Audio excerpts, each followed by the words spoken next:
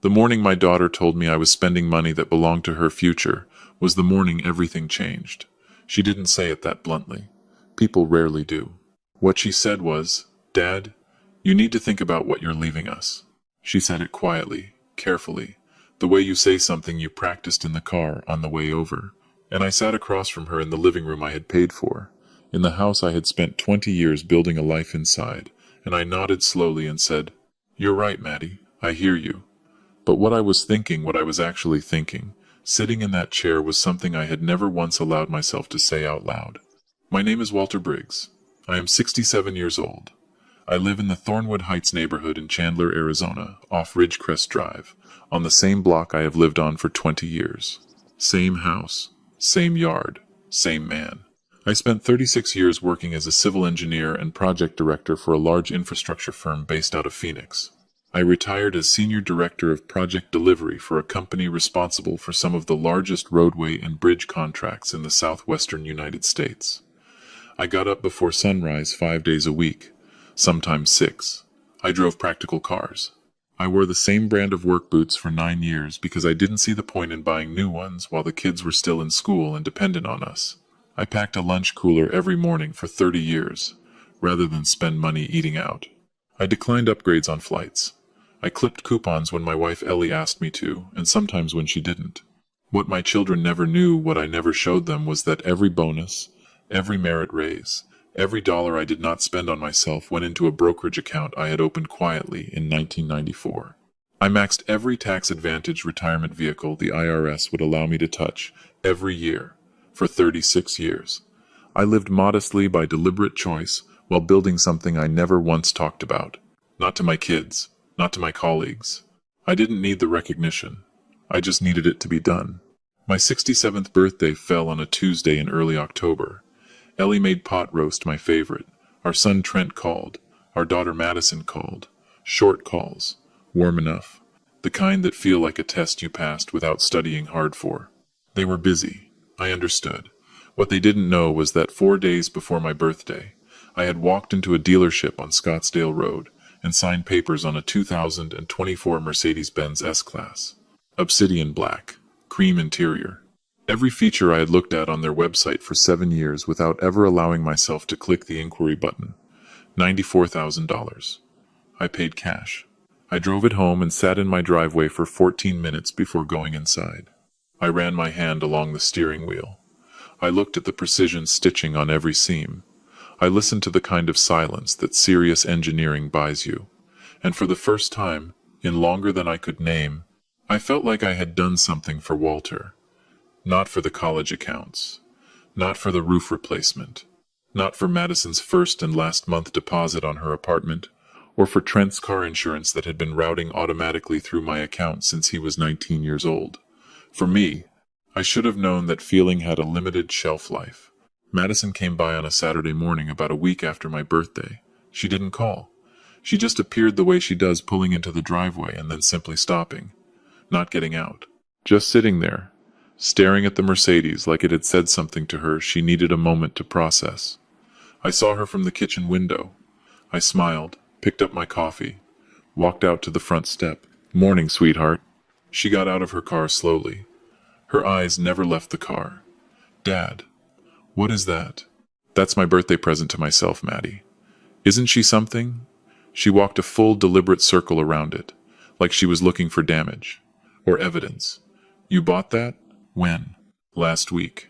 "How much was this, Dad?" I took a slow sip of my coffee. 94,000. The sound she made was not quite a gasp and not quite a word. It was something in between. The sound of something impossible turning out to be real. She was already reaching for her phone before she got back to her own car. I already knew who she was calling. Trent showed up the next morning. Madison was with him. They hadn't called ahead. They never call ahead when they're coming together. When they call ahead, it's casual, a check-in, a Sunday plan. When they show up side by side unannounced, it means there has been a conversation I wasn't part of. It means there is an agenda, and both of them have decided what it is. Ellie was in the kitchen. She caught my eye when we heard the car in the driveway.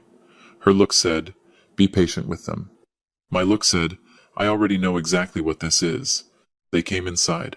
Trent on the sofa, Madison in the armchair near the window, the same chair she had claimed as hers since she was 8 years old.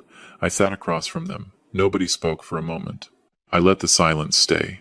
I have been in enough conference rooms across 36 years to know that whoever breaks the silence first gives something away. Trent leaned forward, elbows on his knees.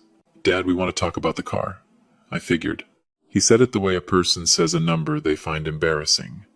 $94,000. It's a fine automobile, Trent. That's not the point. He glanced at Madison. She took that as her cue. Dad, we're concerned. She folded her hands in her lap. You're 67. You should be building a cushion right now, not drawing one down. I looked at her. Drawing down? What exactly? She gestured vaguely. Your savings. Your reserves. Like you have unlimited funds available. I saved for that car for 7 years, Madison. She shook her head. Dad, it's $94,000. I'm aware of that. I wrote the check. Trent came back in. Dad, you're living too large. You need to scale back. You know that. Living too large. I let that phrase sit in the room for a moment. Let it breathe. Ellie appeared in the doorway.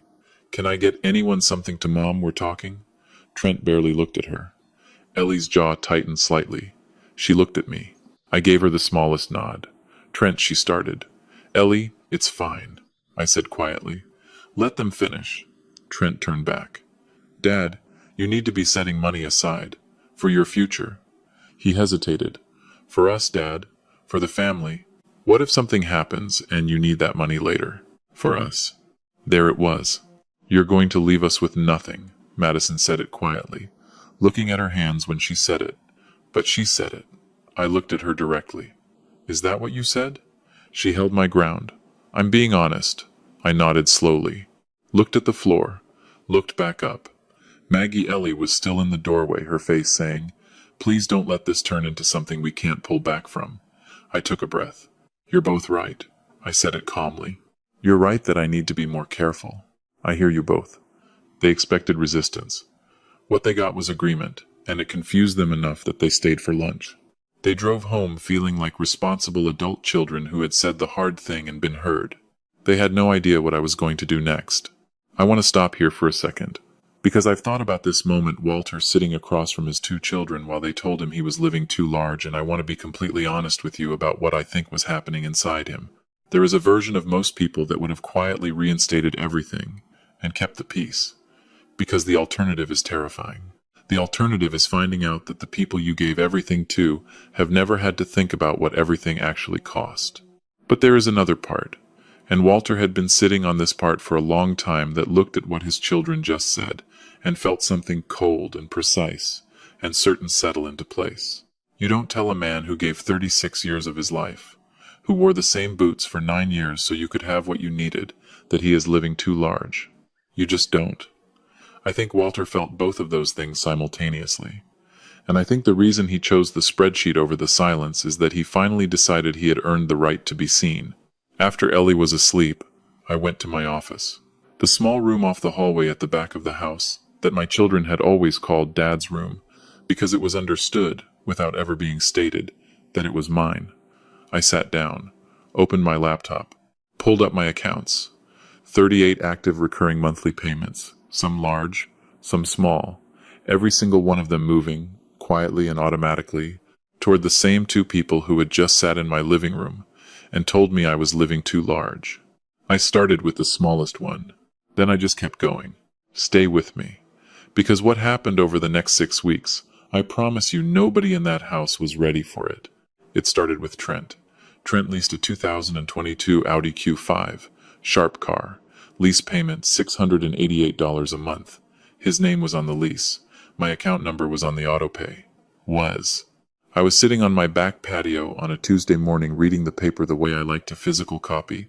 No screen, just me and the desert light and whatever birds decide to come through when my phone buzzed. Trent.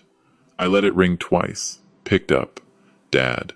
His voice had that compressed, controlled sound people use when they are one thin layer away from losing it. Did something happen with your bank? Good morning to you too, Trent. Dad, I just got an alert from the dealer. My lease payment bounced. Is there a problem with your account? A glitch? I set my coffee down. Dad, What does that mean? My payment bounced. I already have a late notice. You might want to look into your own arrangement, son. Silence. Look into Dad. You pay that. You've always paid that. I know. So what happened? I'm scaling back, Trent. I kept my voice the same temperature the entire time. Room temperature, not warm, not cold. You told me to. Remember? A longer silence this time. The kind that has understanding beginning to move through it. Dad, the car payment. Have a good Tuesday, son. I hung up. I picked up my paper. The desert birds were completely indifferent. Madison was sharper. She always had been. She probably assumed Trent's situation was a bank error, a one-time glitch that Dad would sort out. She wasn't yet connecting anything. Then her gym membership was canceled. Then her streaming services went dark across a 48-hour window, all three of them, back to back, like lights being switched off down a hallway one by one. Then her apartment Wi-Fi, which had been running through a family plan I'd maintained since she signed her first lease, simply stopped working on a Wednesday night. She called Ellie first. I heard Ellie's side of the conversation from the hallway. Mom, my internet just stopped, and my Netflix and Hulu are both gone.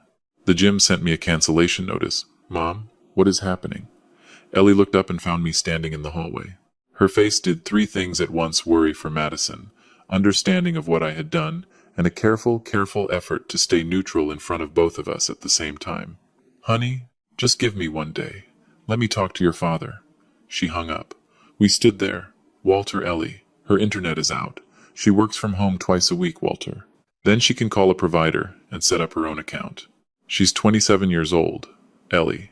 How much is a Wi-Fi plan? What does it run? $60-70 a month. She's 27.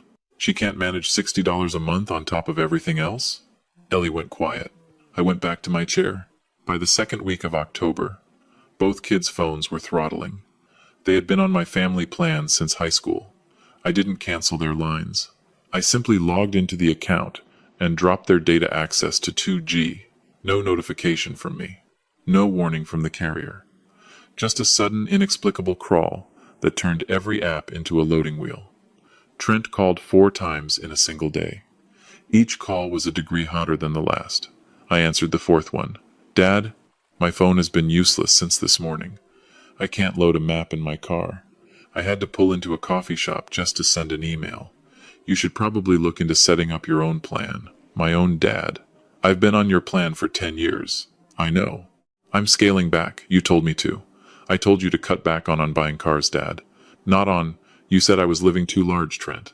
I let that sit in the air. You came to my house and told me I had too many payments going out. So I reduced them. Those were your personal. Many of them were yours. Dead silence. There it is. He's starting to understand. How many did you cancel? His voice had changed. The heat was gone. Something more careful had arrived in its place. All of them. Every single one. He was quiet for a long moment. He hung up first. Ellie came to me on a Friday afternoon. She came the way she always comes when she has passed her limit. Not loud, not sharp, just quiet and direct and fully present. She sat across from me at the kitchen table, folded her hands on the surface, and looked at me with the eyes that have been reading my face for 38 years. Walter, please. Trent got a second late notice on the car. If it isn't paid in 10 days, it goes to the credit bureau. She paused. And Madison called me this morning crying. She said she can't cover rent and her own utilities on what she earns. You know that, Walter. You've always known that. I do know that. And that is the problem, Ellie. She's 27 years old. I know she can't cover her own rent. That is the problem. That is the exact problem. Ellie looked at her hands. There are children. They're adults who walked into my home and told me I needed to stop spending money on myself. I kept my voice level. I wasn't angry. I was something colder and more precise than anger. I was resolved. George, Walter. You know they didn't mean it the way it came out. Then what did they mean? She didn't answer. What exactly did they mean when they said the money I was spending belonged to them? Ellie's eyes filled. She held the tears without letting them fall. I know, she said softly. I know they were wrong. Then let me finish what I started. She looked up. Trust me, I said. The way you have always trusted me. She held my gaze for a long moment. Then she nodded. Once. Just once. She stood up and went back to the kitchen. That was the last time she asked me to stop. Now here is where it gets interesting. My nephew Danny, my brother Phil's boy, 29 years old, constitutionally incapable of keeping anything to himself, ran into Trent at a sports bar in mid-October. They got to talking. And Danny, who has never met a secret he didn't accidentally release, let it slip that he had heard from Phil, who had heard from Ellie, who had apparently been crying to Phil's wife on the phone one evening while thinking it was a private conversation. Walter is locking everything into a trust. That was all Danny said. That was all he needed to say. Because by Sunday morning, both kids knew. And by Sunday morning, the car was no longer the issue. Trent called at 7, 48 inches the morning. I was already on the patio, already on my second coffee. I looked at the screen and felt something I can only describe as very deep, very quiet satisfaction. Dad, call me when you get this. It's important. Madison, 10 minutes later. Dad, I heard something and I just need to talk to you. Please call me. By 9 o'clock, Trent had called 3 times. By 11, Madison was calling Ellie. By noon, the visits had started. Suddenly, Trent was available for Sunday dinner. Suddenly, Madison was stopping by midweek just to check in. They brought things. Trent brought a bag of the dark roast coffee I prefer. Madison showed up with a pie from the bakery on Camelback Road that I had mentioned exactly once in passing, which told me she had been coordinating with Ellie. I accepted everything graciously. Thanked them both. Sat with them. Let them be warm and attentive, and remarkably interested in how I was doing. I did not bring up the trust. I did not bring up the payments. I did not bring up the spreadsheet or the word us. I just watched. Funny what the possibility of inheritance does to a person's schedule. And once, just once, while Trent was talking and not watching her, Ellie caught my eye from across the room, and she almost smiled. They thought the cancelled payments were the point. They thought the trust was the threat. They had no idea I hadn't yet gotten to the part I had been building for weeks. If you have ever poured your entire life into the people you love and wondered, quietly and alone, whether they truly see you, this part is for you. Because here is what I want to say before I tell you what happened next. Walter had spent 36 years making himself invisible in service of his family. Not reluctantly, willingly, proudly, and in doing so with the best intentions a father can have, he had accidentally raised 2 people who had never had to think about what any of it cost. That is not cruelty on their part. That is the consequence of love without receipts. The question is whether it was too late to hand them the bill. I chose a Sunday in early November. I called them both the evening before. Kept it simple. Come for dinner tomorrow. 1 o'clock. Don't be late. Trent said, Is everything okay, Dad? Everything's fine. 1 o'clock. Madison said, Should I bring anything? Just yourself. I hung up and went to my office, opened the locked drawer on the right side of my desk, pulled out a folder I had been building since October, sat with it for a while. 36 years of documentation, 20 years of payments, 138 pages, printed clean, organized by year, by category, by name, by recipient. I closed the folder, went to bed, slept the way a man sleeps when he has no unfinished business. They arrived together. Trent's Audi he had caught up on the payments, I noticed, pulled into the driveway at 12:58.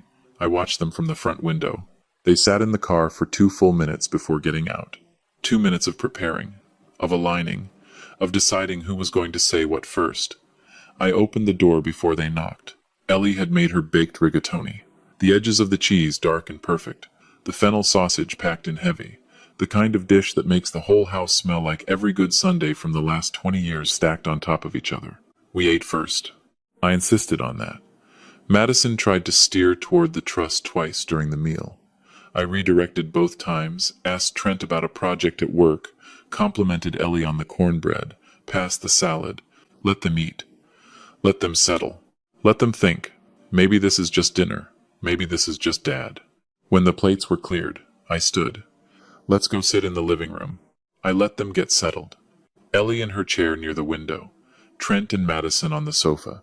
Same positions as October. Same room. Completely different weight in the air.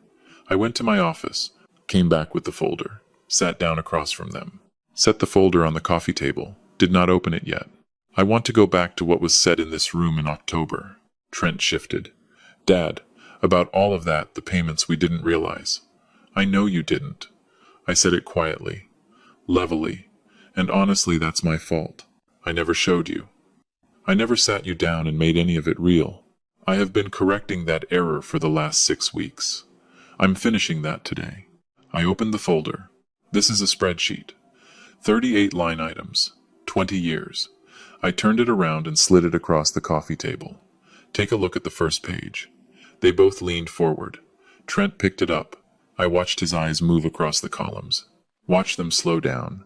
Watch something leave his face the way color leaves a room when the sun goes behind a cloud. First column is the payment. Second column is the monthly amount. Third column is how many months.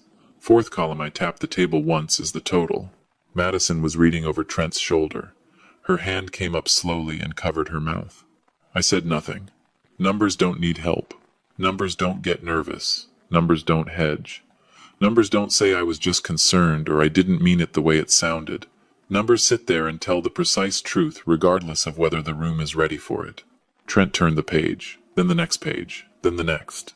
20 years laid out in black and white lease payments, insurance premiums, apartment deposits, cell phone plans, tuition balances, security deposits, moving expenses, gym memberships, streaming accounts, car repairs, dental copays, rent supplements, medical costs, and 80-some other quiet expenditures that had flowed from my account into their lives like water they had never had to think about, because it was simply always there.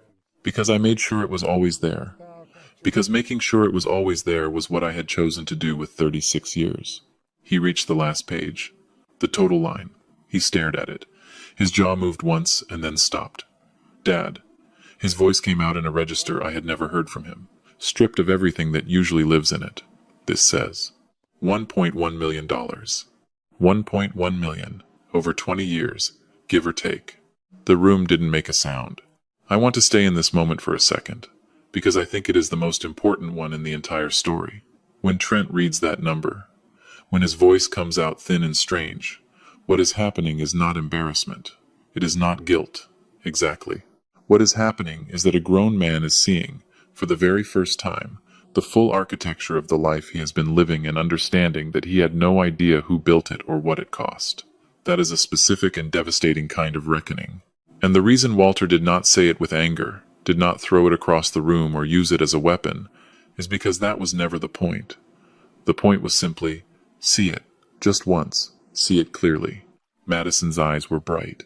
She was at that threshold just before tears where everything becomes fragile and one wrong breath tips it over. Trent set the papers down carefully, like they had become something that required handling. Dad, he said quietly, I never knew. I know you didn't. That was exactly the point. I leaned forward, elbows on my knees, looked at both of them. You came into this house in October and told me I was living too large. You told me I needed to scale back. You told me I was going to leave you with nothing. I paused. I want to ask you something, and I need you to actually sit with it before you answer. Another pause. Which part of that 1.1 million was living too large? Nobody spoke. Good, there is no answer. I bought one car. One. In 36 years of working. One car for myself. 80-some thousand dollars. And you sat in that room and made me feel like I had done something irresponsible. I shook my head slowly. I agreed with you. You remember that I sat right there, and I agreed. But I went to my office that night and I looked at every line on that sheet and I thought, if my own children believe that $94,000 for their father is too much, let's find out what they think about 1.1 million for themselves. Trent opened his mouth. I'm not finished. He closed it. I am not here to punish you. I want that to be completely clear. I am not angry. I am not doing this to hold anything over you. I am here because I love you both, and I have spent 20 years making your lives so comfortable that I have accidentally robbed you of the chance to understand what comfort actually costs. That is on me. I own that. But it ends now. Not because I'm angry. Because I am your father and I love you too much to keep doing it. I reached into the folder and drew out a second document. Cleaner. Shorter. My attorney had prepared it 3 weeks earlier. I have had my estate restructured into a revocable living trust. The assets are still yours eventually. But they are protected now. They do not simply transfer. Trent, I looked at him directly. The trustee will not release $1 to you without documented proof of consistent employment over 2 consecutive years. Madison, 18 consecutive months of independently covering your own housing costs before anything moves toward you. Madison looked up. Dad, I can't. On what I earn, I can barely, I know that. And that is not me being cruel. That is me telling you that something is structurally wrong with that situation, and the answer has never been my checkbook. I held her gaze. You are smart. You are capable. And I have been standing in the way of you discovering that for 27 years. That stops now. Her chin trembled. The tears came, one at a time, quietly. Trent was reading the trust document, jaw tight, turning pages slowly. He set it down. What about the payments? Cancelled permanently. He looked up. All of them? All of them. Dad. His voice was controlled, but only barely. My car payment bounced. I had to borrow money from a friend because I had no idea what was happening with my own finances. Finances I had been counting on. Finances that were never yours to count on. I held his gaze. But you figured it out. He looked away.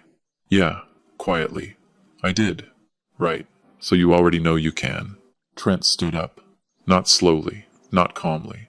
The way people stand up when something happening inside them is too large for a body to contain sitting down. You don't just cancel everything without a word, and then hand me a legal document like it's a performance review. Dad, I have a job. I've had a job. What does holding it for 2 years even mean? It means you hold it without a safety net underneath you. He stopped. He put both hands on the top of his head, pressed down. Do you understand what these 2 months have been? I got calls from the dealership, Dad. I had to borrow money. I didn't know what was happening with my own situation. Finances that were never yours to count on. Dead silence. Then Madison stood, and that is when I saw it. The softness was gone. The tears were gone. What was underneath was something harder and more honest than either. Fine, she said. Fine. She picked up her bag. But don't sit there like you're doing us a favor. You didn't do this to teach us something. You did this because we hurt your feelings about a car. She flinched even as she finished saying it, because she knew the part that wasn't true. And the part that wasn't true was the part that hurt. You were worried about your inheritance. She flinched. Because it landed. Because she could not argue it. And that made her angrier than anything else I could have said. Because the anger was really something else wearing anger's clothes. We're leaving. She looked at Trent. Let's go. Trent was still looking at me. Something was moving behind his eyes. I couldn't fully read anger, yes. And beneath it something younger. Something that didn't want to walk to the door. But Madison was already moving toward it, and Trent has always followed his sister. He picked up his keys from the side table. He didn't look at Ellie. He looked at me one last time. I hope the car was worth it, Dad. He walked out. The door closed quietly behind them. That almost made it worse. A door slammed in anger is a feeling. A door pulled gently shut is a decision. I sat there and listened to the Audi back out of the driveway. Listened to the street return to its ordinary quiet. Then I heard Ellie. She was still standing in the middle of the living room, hands at her sides, shoulders up around her ears, and she was crying. Not loudly, not dramatically, just steadily, the way a woman cries when she has been holding something too long and the wall finally gives. Walter. My name broke on one syllable. My babies just walked out. I stood up, crossed the room, put both arms around her. She gripped the back of my shirt the way you grip something when you need proof that solid things still exist. They'll be okay, I said quietly into her hair. She pulled back slightly. Her eyes were red. Her face was every year I had loved her. Every worry, every line of it. What if they don't come back? They'll come back. Walter, Ellie. I held her face in both my hands. Looked at her directly. Everything is going to be okay. Not today. Maybe not for a while, but okay. I trust that. She searched my face for the Walter she had built a life beside the steady one. The one who had not once in 38 years made her a promise he did not keep. She found him. She nodded. I walked her to the kitchen, sat her down, poured her tea, sat across from her in the quiet house that still smelled like good food, and the life we had built out of nothing but intention and time. Here is what I think this story is really about. It is not about the car. It never was. It is about what happens when you make yourself invisible for long enough, in service of the people you love, when you absorb every edge, smooth every landing, remove every consequence, and they begin, without malice, to confuse your sacrifice for infrastructure. They are not bad people. They are the product of what you built. And the question Walter had to answer for himself, sitting alone in that office at midnight with a spreadsheet on his screen, was whether he was going to spend whatever years he had left being invisible, or whether he was finally going to be seen.